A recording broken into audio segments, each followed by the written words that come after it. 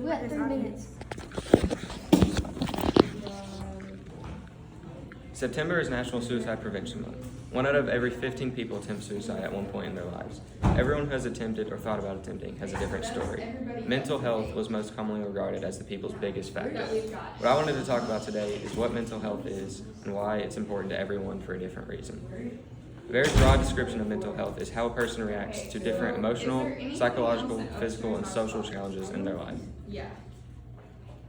Between 2010 and 2018, suicide rates for children aged 13 to 14 more than doubled.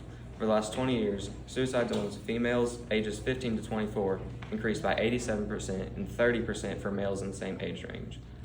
The increase in social media use is the only other thing among the last 20 years that has exploded in popularity. Now, it's no secret that social media has drastic effects on a person's mental health. The question most people have is why? I'll tell you why.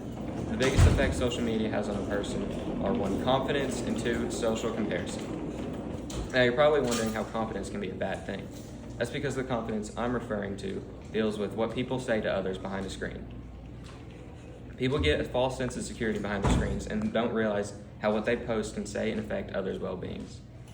Social comparison has always existed, but has only become more common with the rise of social media. People see what others look like online and get insecure because they don't look like them, sound like them, or not as popular as them. Not realizing 9 times out of 10, what people put online is not real or is altered.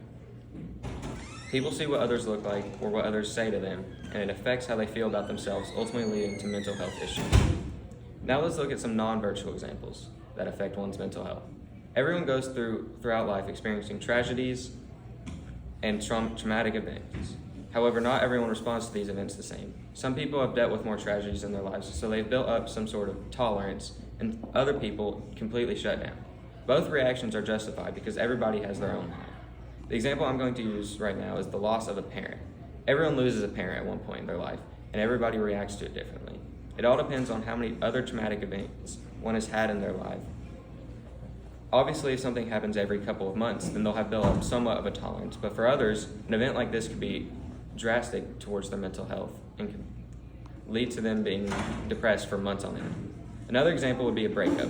Depending on how long the couple dated or how close they were could have an effect on how much one would be hurt. But nevertheless, that would affect somebody mentally.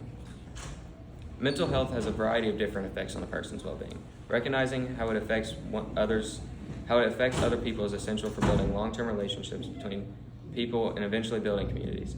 By addressing issues and reaching out to those who can help people can better their way of life, whether it be physical or emotional. Prioritizing mental health is not only beneficial to one person, but to all.